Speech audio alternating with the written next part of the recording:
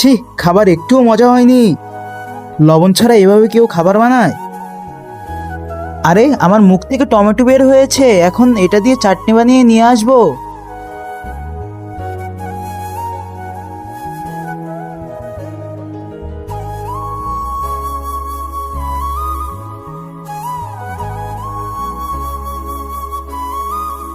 ভাই, মনে হচ্ছে প্রতিবেশীদের ঘরে চাটনি রান্না হচ্ছে, চলো গিয়ে খেয়ে আসি।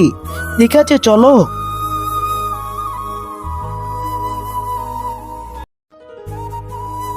রচনা, আমি যাব না, ওরা আমাকে লোভী ভাববে।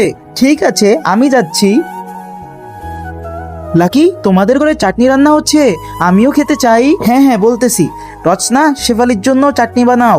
এতটুকু চাটনিতে শুধু আমার পরিবারই খেতে পারবে, আমাকে আরো টমেটো বের করতে হবে। এই নাও চাটনি, আর মন ভরে খাও।